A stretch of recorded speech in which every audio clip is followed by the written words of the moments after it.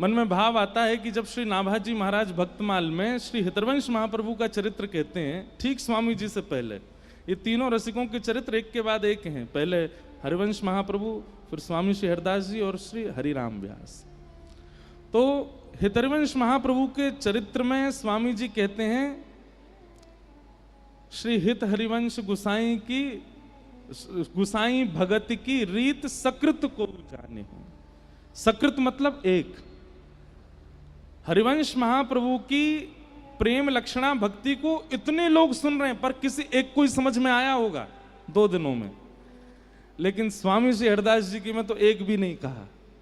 बोले स्वामी जी के लीला भाव को समझना सबके चित्त की, क्योंकि उन्होंने जो कुछ भी भाव रखे वो आपके हमारे लिए है ही नहीं, वो प्रिया प्रियतम के लिए है।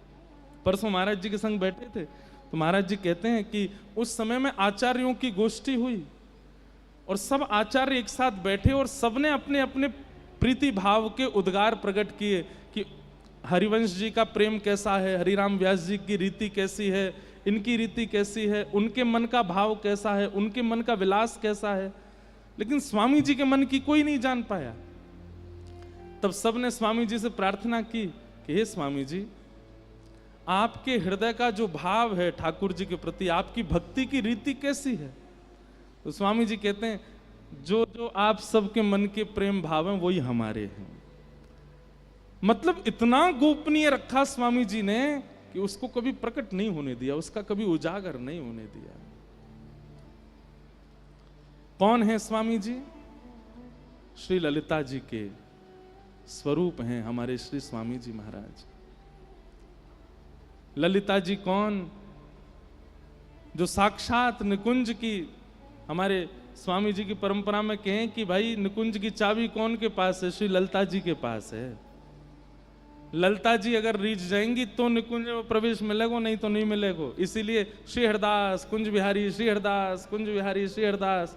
एक प्रकार से श्री ललिता जी को ही प्रणाम करें कि वे चाहेंगी तो ही निकुंज में प्रवेश मिलेगा। बहुत सावधानी से सुनो। श्री ललिता जी कौन है?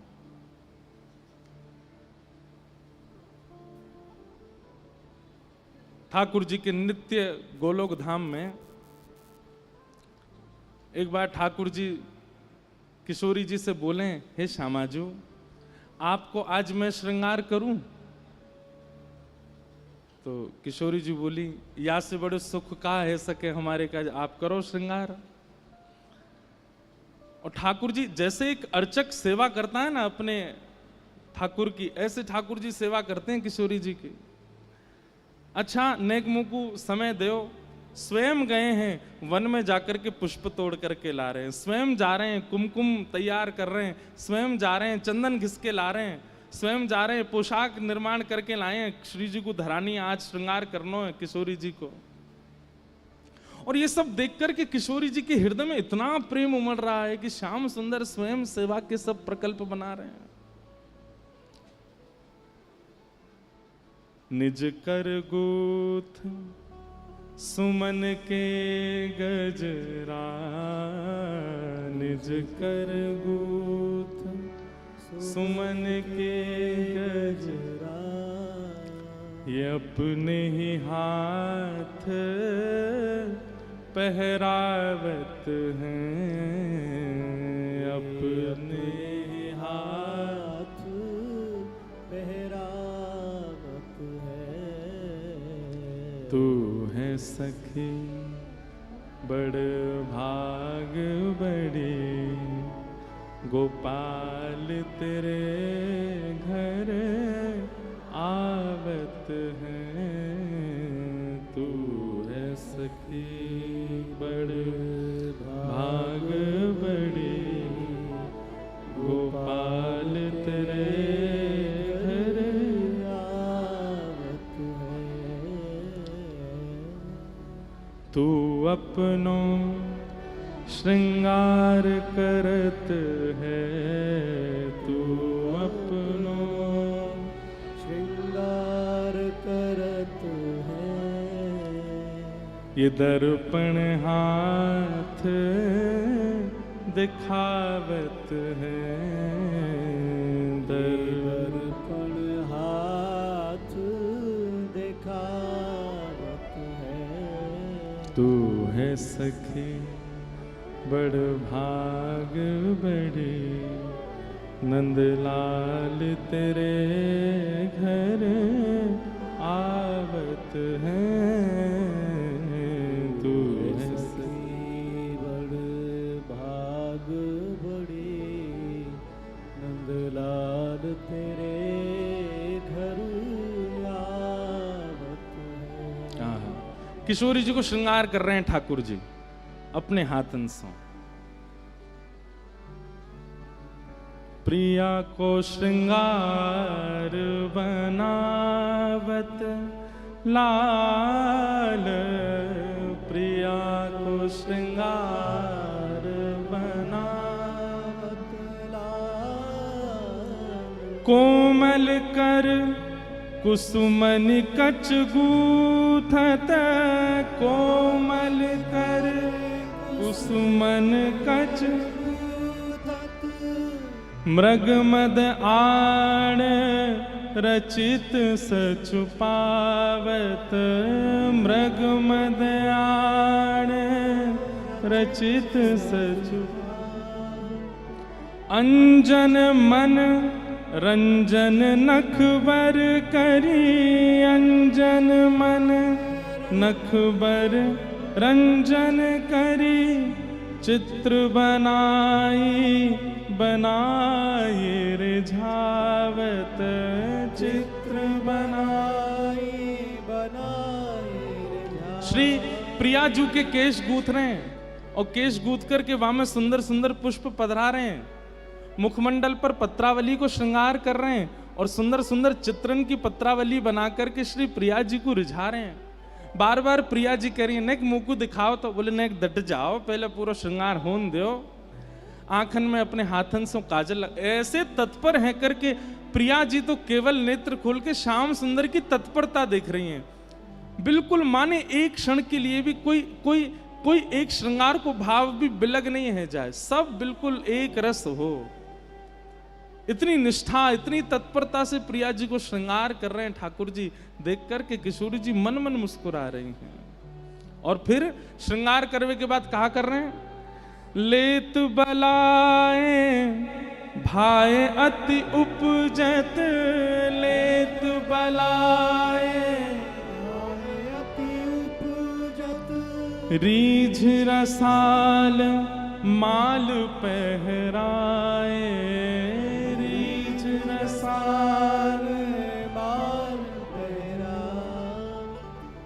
अति आतुर आसक्त दीन भय, अति आतुर आसक्त दीन भय। चितवत कुंवर कुंवरी मन भाए, चितवत कुंवर कुंवरी मन भाए। अरे कौन कौन पे रीझ गया पता ही ना चल रही। श्रृंगार भयो किशोरी जी को बलियां ले रहे हैं ठाकुर जी, माला पहना रहे हैं ठाकुर जी, पर ठाकुर जी की ये सब लीला देख करके किशोरी जी उन पर रीझ रही हैं, किशोरी जी उन पर आसक्त रह रही हैं। आहा। श्री सरस दास सुख निरख निहाल भय, सरस दास सुख निरख निहाल भय। गई निशानव नव गुण गावत, गई निशानव नव गुण गावत। आज निकुंज में प्रिया जी को श्रृंगार लाला कर रहे हैं। ऐसो श्रृंगार कियो।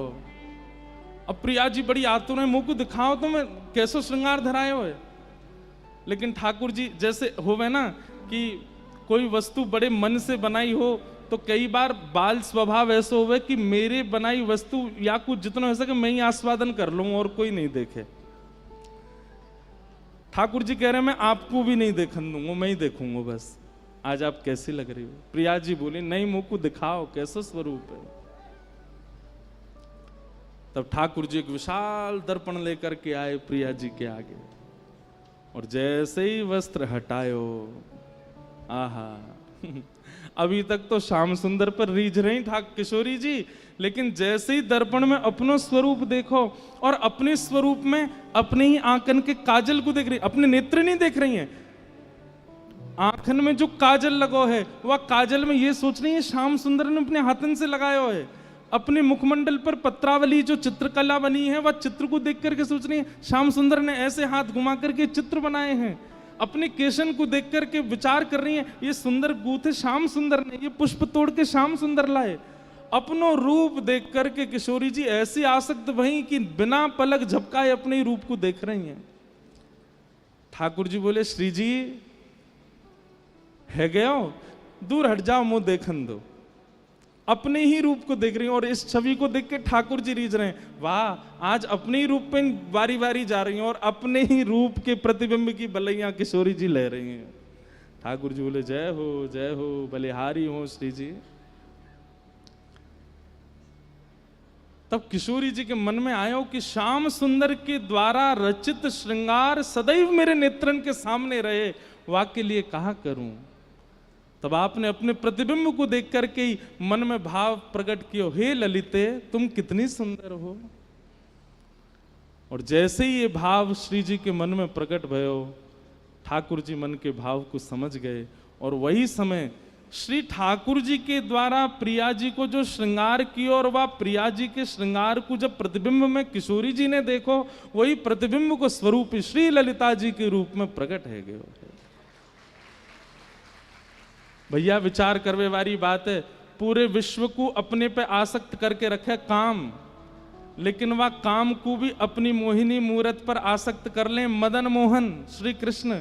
और वो श्री कृष्ण भी जिनकी रूप माधुरी पर छके रहे में वो हैं हमारी प्रिया जी। और वो प्रिया जी भी जा रूप को देखवे के काजे ठाकुर जी को भी पीछे कर दें, वो हैं श्री ललिता जी, वो हमारी श्री ललिता जी।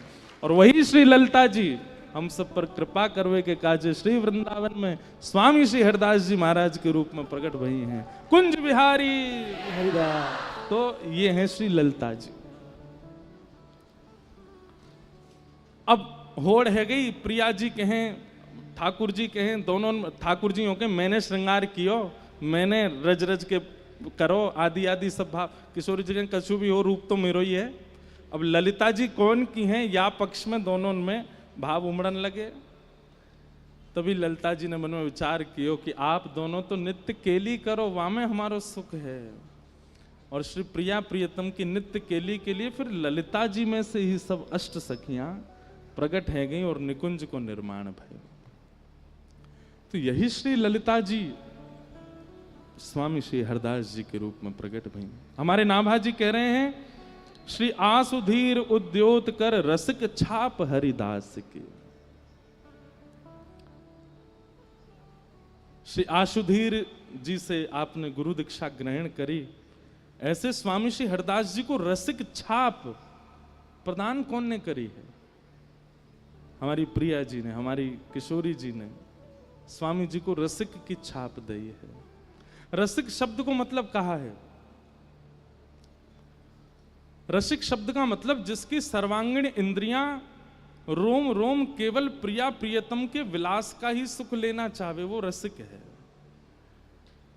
आगे श्री नाभा जी कहते हैं निप्रति द्वार ठाड़े रहे दर्शन आशा जास की। बड़े बड़े राजा द्वार पर खड़े रहते हैं, पर स्वामी जी महाराज तो निरंतर केवल प्रिया प्रियतम के सुख विलास में रहते हैं, वही उनको सुख है। ऐसे श्री रसिक हैं श्री स्वामी जी महाराज। रस की खान, सदैव रस में जो डूबे रहते हैं, उनको और किसी से अभिप्राय नहीं। एक बार बड़ी प्रसिद्ध लीला हमारे स्वामी जी के परिकर के सुनामे कि एक बार प्रिया जी ठाकुर जी दोनों गए स्वामी जी के पास। स्वामी जी नित्य मानसी में विराजमान रहे हैं, यमुना जी के तट पर नेत्र बंद करके और मानसी में चले जाएं और वह मानसी में प्रिया प्रियतम को दर्शन करें। एक दिन मानसी में प्रिया प्रियतम दोनों आए और स्वामी जी से बोले, स्वामी जी बोले हाँ आज आपको एक निर्णय करना पड़ेगा। बोले कहा? हम दोनों में नृत्य बढ़िया कौन करे आप बताओ। प्रिया जी बढ़िया नृत्य करें कि मैं बढ़िया नृत्य करूं? स्वामी जी बोले ये तो आपने असमंजस में डाल दियो मुंह को। जाको नाम लूंगो सोई दूसरो बुरो मान जाएगो। वैसे तो दोनों एक ही हैं। बिहारी को मतलब ये आप जो कुंज बिहारी कहते हैं, या को मतलब केवल ठाकुर जी नहीं, कुंज बिहारी मतलब कुंज में जो विहार कर रहे हैं, वो विहार अकेला नहीं करता है, दोनों करते हैं, युगल करते हैं। बिहारी को मतलब युगल है, बिहारी को मतलब ठाकुर जी नहीं है। कुंज बिहारी मतलब युगल बिहारी, दोनों जो कुंज में विहार करें वो। प्रिया प्रीतम दोनों आए, स्वामी जी से बोले आज आपको निर्णय करना है। स्वामी जी बोले काय बात को निर्णय? हम दोनों में बढ़िया नृत्य कौन करे? स्वामी जी बोले अब ऐसा तो मत करो, अब ये तो पक्ष बड़ो विलग है जाएगा। बोले नहीं नहीं, आज आपको करना ही पड़ेगा। श्री जी बोली हाँ, आज हम भी यही पक्ष में है कि आप निर्णय करो दोनों में बढ़िया नृत्य कौन करे। स्वामी जी बैठे हैं और सामने श्री वृंदा विपिन में यमुना जी के तट पर प्रिया प्रियतम दोनों खड़े हैं। ठाकुर जी अपने गाजे बाजे वाले ने लेके आए, संगीत वाले ने, श्री जी के अपने आए परिकर के सब। बोले पहले कौन करेगा? पहले श्री जी बोली पहले हम करेंगे, और हम जो करेंगे वाक्य बाद वही ताल वही धुन पर ठाकुर जी करेंगे, और फिर आपको निर्णय लेना दोनों में तो कौन से ने बढ़िया किया। ठीक है। मृदंग बजने प्रारंभ भई, वीणा मजनी प्रारंभ भई, और श्री जी ने सुंदर नृत्य करनो प्रारंभ कियो। ऐसे सुंदर सुंदर भाव भंगिमा हाथन की ऐसे सुंदर सुंदर कला करन लगी। ठाकुर जी देख रहे हैं दूर खड़े है के अपने संगीत वारिंद कह रहे देख ले ये ताल बजानी या तो बढ़िया बजानी है, मैं करूंगा, फिर स्वामी जी निर्णय देंगे। श्री जी ने ऐसा नृत्य कियो कि सब रीझ गए। स्वामी जी के तो नेत्र सजल है गए। श्री जी विराज गए, स्वामी जी करताल बजाने लगे, जय हो प्यारी जी को जय हो, आहा कैसा सुंदर नृत्य कियो। ठाकुर जी फेंटा कस गया, अब मेरी बारी है, मेरो देखो, ये देखो आचार्य उनको कैसो सुख दियो है ठाकुर जी ने, अब मेरो देखो। बोले हाँ अब आप करो। ठाकुर जी नृत्य करने लगे। ठाकुर जी ने ऐसा नृत्य किया, घूम घूम करके महाराज जो पीताम्बरी पहने ऐसी खुल जाए ठाकुर जी की, मुकुट जब घूमे ठाकुर जी द्रुत गति में तो ऐसा लगे मानो जैसे मोर ने अपने पिच्छ खोल लिए हो और सबरे मोर पंख खोल करके नृत्य कर रहे हो। ठाकुर जी के जो हाथन में पावन में जो कड़ूला हैं उनमें से धीमी धीमी आवाज आ रही है, ऐसा सुंदर नृत्य कर रहे हैं, देख करके किशोरी जी ही रीझ रही हैं। आहा कितने प्यारे लग रहे हैं, कितने सुंदर लग रहे हैं। जैसे ही ठाकुर जी ने अपना नृत्य विश्राम किया, स्वामी जी बोल पाए, बोले श्री जी या बार तो माननी पड़ेगी ठाकुर जी ने बढ़िया नृत्य किया, या बार तो आप विजयी भाई, आपको नृत्य बढ़िया है। प्रिया जी बोली सही है, हमने मान ली इनको नृत्य बढ़िया, लेकिन अब की एक बार में निर्णय ना होवे, अब की बार होएगा। दूसरी बार प्रिया जी आई, ठाकुर जी तो बोली अब सुनो, अब पामन से नृत्य नहीं होएगा, केवल हाथन से होएगा। खड़े रहनो, केवल हाथ ही चलाने, और फिर देखियो कौन बढ़िया करे। फिर से सब साज प्रकट भय। श्री जी ने जैसे नृत्य करनो प्रारंभ कियो, ऐसी सुंदर सुंदर भंगिमा बना में, हाथन सो ही ऐसा स्वरूप बना दियो महाराज। ऐसी ऐसी मतलब अब जो नृत्य करें वो जाने कैसो कैसो भाव बना में। ठाकुर जी देख करके समझ गए भैया जे बारो तो हमने सीखो ही नहीं। अच्छा गुरु जी तो प्रिया जी हैं, गुरु जी तो श्री जी हैं, नृत्य तो उन्हें सिखाया हुआ है। तो गुरु जी तो कभी कभी ऐसी तान छेड़ दें, ऐसे ऐसे भाव लिया में जो शिष्य को सिखाया ही नहीं है। ठाकुर जी मानो मनी मन करें जे बारो तो ना सिखायो मुझे, बोला अब करो। अब की बार ठाकुर जी आए तो फिर स्वामी जी बोल गए जय जय, या बार तो श्री जी विजयी भई है, या बार तो श्री जी जीत गई हैं, या बार तो श्री जी की विजय भई है। ठाकुर जी बोले दो पक्ष में तो फिर पडला बराबर है गयो, तीसरी बारी में पता चलेगी श्रेष्ठ कौन है। और श्री जी दोनों बार में आपने पहले नृत्य किया, अब की बार मैं पहले करूंगा, आप बाकी बात जो मैं करके दूं, जो मैं परोसूं वाकू आप करियो। फिर श्री जी बोली हाँ अब क्या करो। ठाकुर जी बोले ना हाथ चलेंगे ना पैर चलेंगे, केवल भौं अटकेंगी अब तो। अब तो केवल सहन चलेंगे, अब तो केवल मुख की आकृति से नृत्य होवे, ऐसा नृत्य होवे। अरे भैया कोई मुख से केवल हंसे ही नहीं, बोले ही नहीं, एक ही रस रहे, कितने हाथ चलावे पैर वो हम बढ़िया लगेगा। मुख की आकृति यदि सुंदर नहीं बनी हो, हाथ पैर खूब चल रहे हो तो रस नहीं आवेगा। और मुख के भाव भंगिमा को करवे में तो हमारे लाल जी सबते आगे। किशोरी जी बोली ऐसा लेके आए हैं जामे मैं इन्हें हरा ही नहीं सकूं, क्योंकि भैया इनकी मुखाकृति, इनके सैनन पे, इनके नेत्रन पे कौन वारी नहीं जावे। मृदंग बज रही है, कांसे बज रहे हैं, बीणा बज रही है और ठाकुर जी हिल नहीं रहे, केवल अपनी भौं मटका रहे हैं, अपने नेत्र चला रहे हैं, अपने गालन को ऊपर नीचे कर रहे हैं और ऐसे ऐसे सुंदर सुंदर भाव बनावे। भैया स्वामी जी की तो कहा कहें, दूर बैठी बैठी हमारी श्री जी ही मोहित है गई। बोले आहा लाल जी तो आज बड़े प्यारे लग रहे हैं, कैसे कैसे वारी जाऊं। अंत में ऐसी स्थिति है गई कि श्री जी स्वयं को रोक नहीं पाई और उठ करके आ गई और श्री श्याम सुंदर के हाथ पकड़ करके दोनों रास करने लगे, दोनों उनको रास विहार प्रारंभ हो गया। स्वामी जी देख करके आनंदित है रहे, रास करते करते द्रुत गति में करते करते करते करते जैसे ही नेक थके, दोनों जाकर के स्वामी जी की गोद में ही विराजमान है गए और विराजमान है करके बोले अब बताओ स्वामी जी कौन ने अच्छो रास किए हो। तो स्वामी जी बोले अब कहा करूं। तो भुजा तो धर दई ठाकुर जी के ऊपर और मुख कर लियो किशोरी जी के ऊपर। मतलब एक अंग से तो ठाकुर जी को विजयी बता रहे हैं और मुखाकृति से श्री जी को देख रहे हैं। आपने ही सबसे बढ़िया किया और यहाँ पे ठाकुर जी ऐसे इशारा कर रहे हैं, नहीं आपने किया। तब दोनों मिलकर के बोले स्वामी जी आप तो बड़े रसिक हो। तब श्री नाभा जी कह रहे हैं रसिक छाप हरिदास की। ऐसे स्वामी जी महाराज रसिक हैं जो प्रिया प्रियतम को भी सुख दें। एक बहुत सुंदर रास को पद है,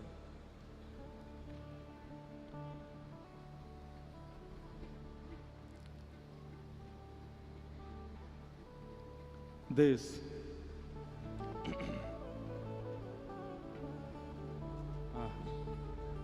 भैया देखो ये रसिक त्रिवेणी तो बिना पदन के तो पूरी ना है सके, भाव से सुनिए।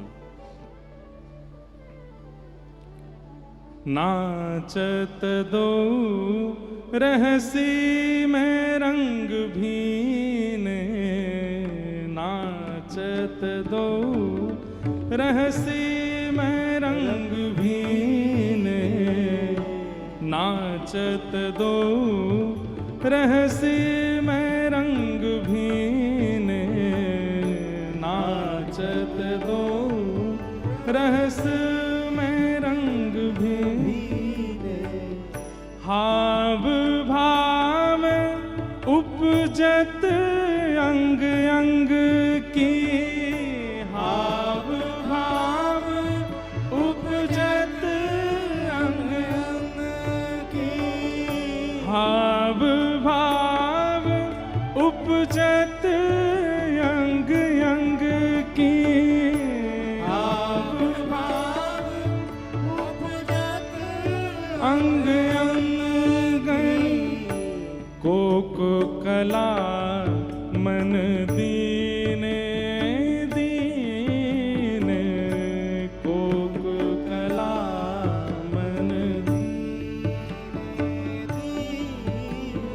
हे बाजत मधुर मृदंग किंकिनी, बाजत मधुर मृदंग किंकिनी।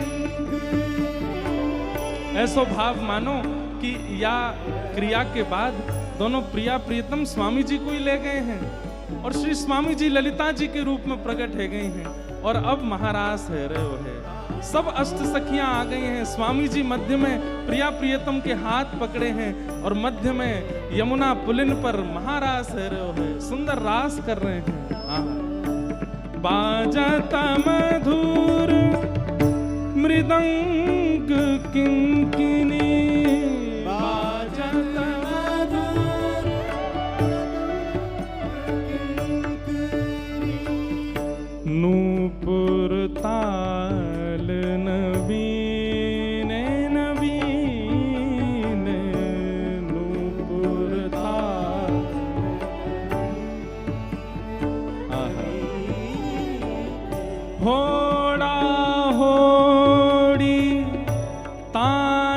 तेरा पगति होड़ा होड़ी तान तेरा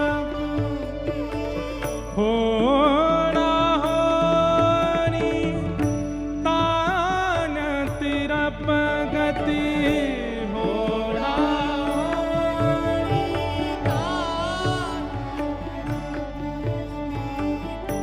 होड़ा होड़ी तान तेरा पगति होड़ा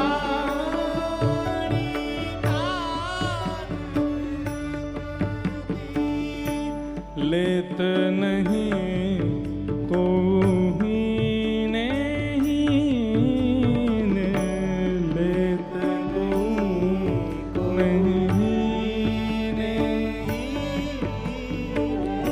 नाचत दो रहस्य में रंग भीन नाचत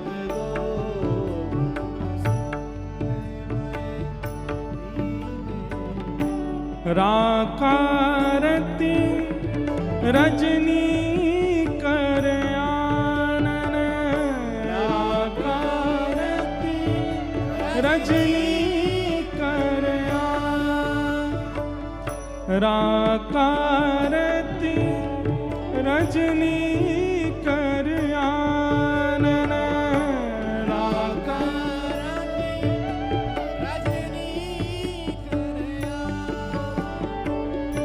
आनन उदित मदन बस कीने कीने उदित बसन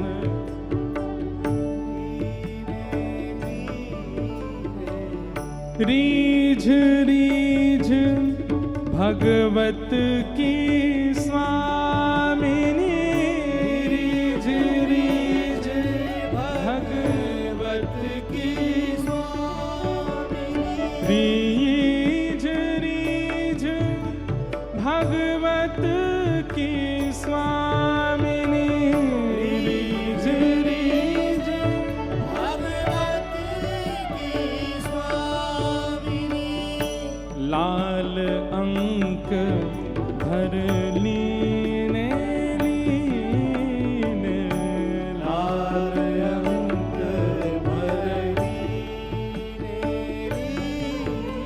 हे नाचत दो रस में रंग भीन नाचत दो रस में रंग भीन रीझ रीझ भगवत की स्वामिनी रीझ रीझ भगवत की स्वामिनी रीझ रीझ भगवत की स्वामिनी रीझ रीझ भगवत की स्वामिनी लाल अंक भर लीने नीने लाल अंक भर लीने नाचत दो रंग में रस भीन नाचत दो रस में रस नाचत दो रस में रंग दो नाचत दो रंग में रस भीन महाराज भयो रसिक छाप हरिदास की इसलिए स्वामी श्री हरिदास जी को रसिक शब्द कह करके संबोधित किया गया स्वामी जी रसिक हैं क्योंकि प्रिया प्रियतम के नित्य विलास के अलावा आपको और कुछ सुहाता नहीं और कुछ आपकी इच्छा भी नहीं जुगल नाम सोनेम जपत नित कुंज बिहारी ये कुंज बिहारी युगल नाम ही है अभी बताइए हमने बिहारी यानी कि या में दोनों को नाम आ गया, आप बिहारी जी कह देते हैं तो युगल एक साथ हो जाते हैं। अवलोकत रह केल सखी सुख के अधिकारी। और निरंतर क्या करते हैं, केवल मानसी में बैठ करके ठाकुर जी की नित्य केली का दर्शन करते रहते हैं। गान कला गंधर्व श्याम श्यामा को तोषे। स्वामी जी महाराज गायन में बहुत निपुण हैं, वो गायक हैं ऐसी बात नहीं। गायक तो तानसेन है, तानसेन को जो सिखाते हैं वो स्वामी जी हैं। एक बात यहां पर ये कह दें तो ऐसी बात सिद्ध हो जाए कि स्वामी जी महाराज गायक नहीं है, स्वामी जी महाराज गंधर्व नहीं है। जो गायक और गंधर्वों को भी बना देते हैं वो स्वामी जी महाराज हैं। गान कला गंधर्व श्याम श्यामा को तोषे। अब यहां पे एक बात, श्याम श्यामा को तोषे। किसी का गायन लोक रंजन के लिए होता है, किसी का नृत्य लोक रंजन के लिए होता है, कोई स्वरूप धारण लोक रंजन के लिए करता है। पर स्वामी जी तो स्वर का आस्वादन केवल प्रिया प्रियतम के लिए करते हैं। प्रसिद्ध कथा है, अकबर एक बार तानसेन से बोले, हमें लगता है कि तुमसे बढ़िया गायक पूरे विश्व में नहीं होगा। बहुत ध्यान से सुनिएगा। तो तानसेन ने एक सरोवर था पास में, उसमें उंगली बोर करके बाहर निकाली तो एक बिंदु गिरी। बोले मेरा गायन तो इस बिंदु के समान है, मेरे गुरुदेव इस सरोवर के समान है, स्वामी श्री हरदास जी महाराज। तो अकबर बोला, ये तो देखो हर शिष्य का स्वरूप होता है, वो अपने गुरु की ज्यादा ही महिमा गाता है। तानसेन बोले मैं झूठी महिमा नहीं गा रहा हूं, मैं वास्तविकता कह रहा हूं, हमारे गुरुदेव सामान्य नहीं है। अकबर बोला तो मैं तो तब मानूं जब मैं खुद सुनूं। तानसेन बोले ऐसे तो बिल्कुल मत चले जाना, वो कभी नहीं सुनाएंगे, क्योंकि वो संसार को थोड़ी सुनाते हैं। एक बात हम अपनी कथा में कहते हैं, बहुत ध्यान से सुनना है। हमारे सामने दीदी बैठी हैं, भैया बैठे हैं, हमारे आज भी पराग जी आए हैं और हमारे कृष्ण भैया बैठे हैं। सब स्वर से सबको रिझाते हैं, विशेष रूप से प्रिया प्रियतम का भाव रखते हैं। अब तो हमारे विपराग जी भी किशोरी जी को खूब रिझाते हैं, लाडली जी को खूब मनाते हैं, अपने स्वर से खूब।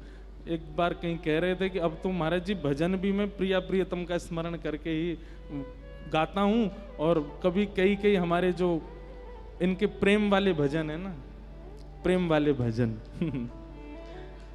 जो संसार के दिल टूटे लोग गाते हैं, अगर वो भी कई बार प्रिया जी को स्मरण करके गा दिए जाएं तो कोई अतिशयोक्ति नहीं है, वो उसमें भाव प्रकट हो जाता है। तो एक बात हमारी सुनिएगा, हमने इतने रसिकों के चरित्र पढ़ लिए, सुन लिए, अभी कोई बहुत नहीं पढ़ लिए, पर जितने पढ़ लिए उससे एक बात हमें समझ में आ गई कि ठाकुर जी को गायन बहुत प्रिय है। स्वयं नहीं गाते ठाकुर जी, गाते हैं, बहुत अच्छा स्वर है ठाकुर जी का, लेकिन ठाकुर जी को सुनना बहुत अच्छा लगता है। नरसिंह मेहता वो केदारा गा देते हैं तो ठाकुर जी ऐसे दौड़ के आते हैं जैसे मानो 56 भोग धराए हो नरसिंह ने, लेकिन ठाकुर जी को प्रिय लगता है। मीराबाई, सूरदास, कृष्णदास, कितने भक्त हुए ऐसे, सबने गा गा करके ठाकुर जी को रिझाया। यहां से एक बात सिद्ध है जाए भैया, सब साधन एक तरफ, और यदि आपके पास सुंदर कंठ है तो वो भाव एक तरफ।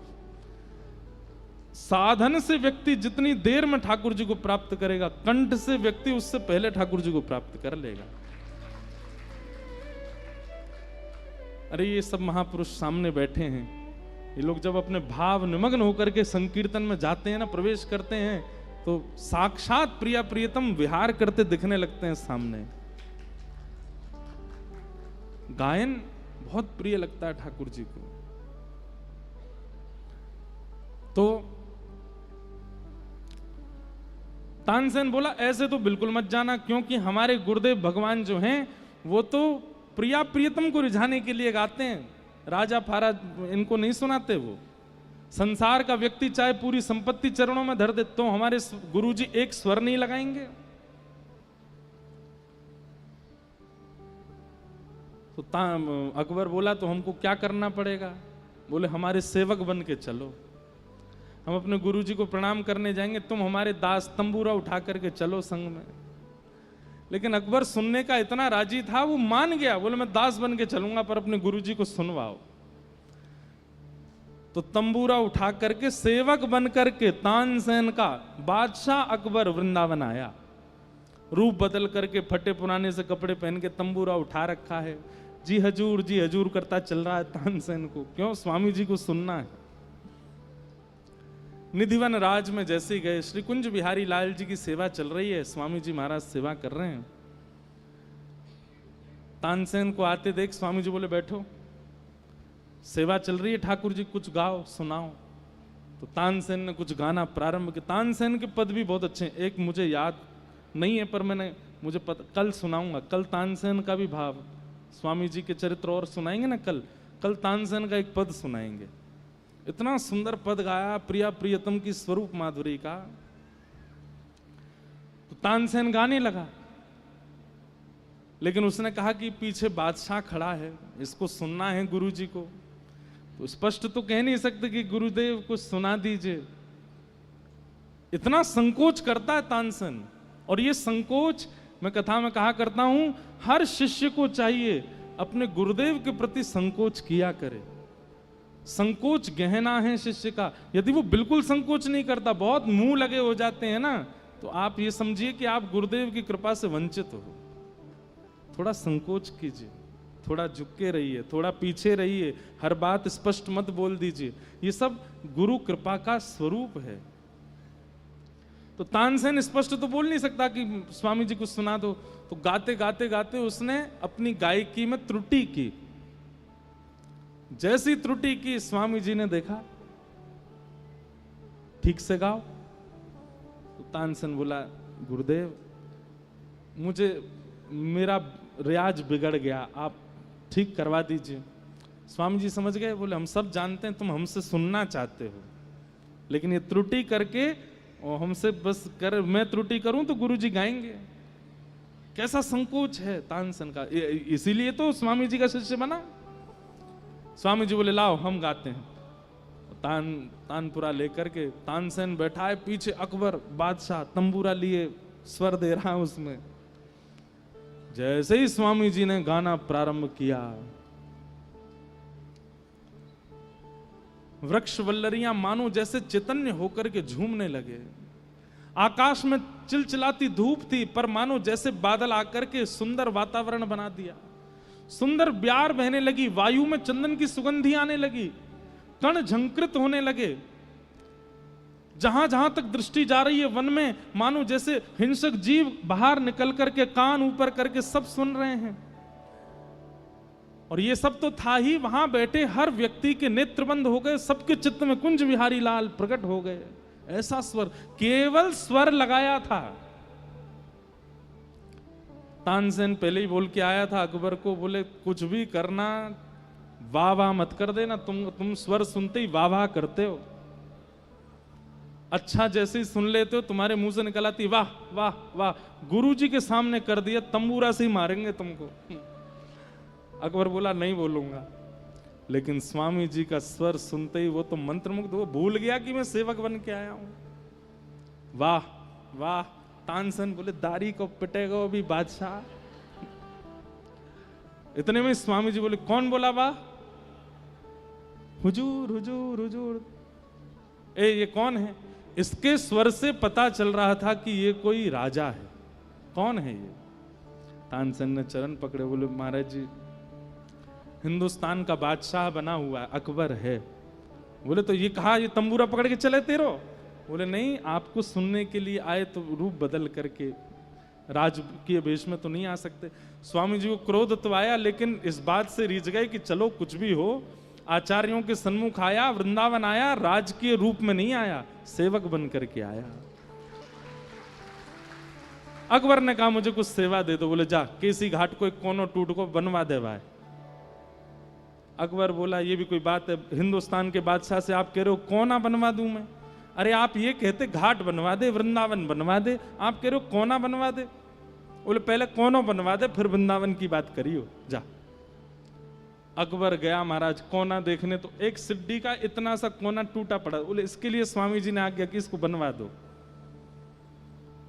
तानसेन से बोला अकबर मुझे ऐसा लग रहा है जैसे मेरी तौहीन हो रही है। अरे ये कोई बनवा ये बनवाऊंगा मैं? बोले पहले इसको तो बनवा दो स्वामी जी की आज्ञा। कहते हैं आधी से ज्यादा संपत्ति लग गई, लेकिन वृंदावन का टूटा हुआ एक कोना नहीं बन पा रहा अकबर। अंत में जाकर के स्वामी जी के सामने नतमस्तक हो गया। बोले क्षमा कर दो भगवान, मुझसे गलती हो गई, मैं कोना भी नहीं बनवा सकता वृंदावन का। स्वामी जी बोले अब आई अकल ठिकाने, तू वृंदावन को निर्माण करेगो, तू वृंदावन को महिमा बनावेगो, ये श्यामा श्याम को नित्य विलास है। ऐसे नृपति द्वार ठाड़े रहे, बड़े बड़े राजा द्वार पर खड़े रहते हैं, लेकिन स्वामी जी की चित्त वृत्ति कुंज बिहारी लाल जी का परित्याग नहीं करते, सदा उनमें ही विलीन रहते हैं। ऐसे स्वामी जी महाराज। आइए उनके अब जन्म की कथा सुनते हैं, कैसे हमारे श्री स्वामी श्री हरदास जी महाराज इस धराधाम पृथ्वी पर पधारे। आपके निकुंज में कई नाम हैं। श्री ललिता जी स्पष्ट नहीं कहते, इसलिए प्रेम सहेली। श्री प्रिया जी की प्रेम सहेली हैं कौन? ललिता जी, स्वामिनी जी। एक बहुत सुंदर पद है, मेरे को बस मैं सोच रहा हूं वो आए तो वो लीला सुनाऊं, तो जब आएगा तो सुना दूंगा। तो एक बार की बात है, नारद जी द्वारिका गए और द्वारिका में सुंदर सेज पर ठाकुर जी बैठे हैं, पर ठाकुर जी की भौं थोड़ी सी चढ़ी हुई है और मानो मन में बहुत बहुत विरह में है, थोड़ा कुछ चिंतन चल रहा है। नारद जी महाराज ने जाकर के प्रणाम किया। गोविंद भुज गुप्तायाम द्वारवत्ताम कुरुद्वह अवासीत नारदो भिक्षणम कृष्णोपासन लालसा। भागवत जी में प्रसंग आता है कि नारद जी आदि जैसे निर्ग्रंथा संत द्वारिका में इसलिए भ्रमण करते रहते हैं कि किसी ना किसी बहाने ठाकुर जी मिल जाएं। तो नारद जी महाराज गए, ठाकुर जी को प्रणाम किया। ठाकुर जी आइए नारद जी, कैसे आए, विराजो। नारद जी बोले जय जय। आज आपकी मुखाकृति और नेत्रों से ऐसा लगता है कि कुछ गहरे चिंतन में हो आप। ने हमें बताओ ना क्या सोच रहे हैं, आपके चित्त में क्या चल रहा है, थोड़ा हमको भी तो अनुभव कराओ। ठाकुर जी बोले इधर आओ बैठो। जैसे नारद जी समीप गए, ठाकुर जी ने स्पर्श किया, तुरंत नारद जी के नेत्र बंद हुए और क्या दिखा? श्री वृंदावन। और वृंदावन में भी सुंदर यमुना जी बह रही हैं और यमुना जी के तट पर श्री ललिता जी पूर्ण श्रृंगार करके बैठी हैं और श्री ललिता जी की गोद में प्रिया प्रियतम बैठे हैं और श्री ललिता जी कभी कुछ हाथ से पवा रही हैं किशोरी जी को, फिर थोड़ा सा किशोरी जी जब अपना भोग लगा दें तो वही पवा रही हैं ठाकुर जी को। इस भाव का चिंतन कर रहे हैं श्री द्वारिकाधीश द्वारिका में बैठ करके। और ये दर्शन उन्होंने कराया किनको? नारद जी को। बहुत ध्यान से सुनिएगा। ठाकुर जी रहते द्वारिका में, पर प्राण हमारा वहां बसत है, प्राण हमारा यहाँ तो खाली खो, यहाँ तो खाली को मात पिता परिवार सोई है, मात पिता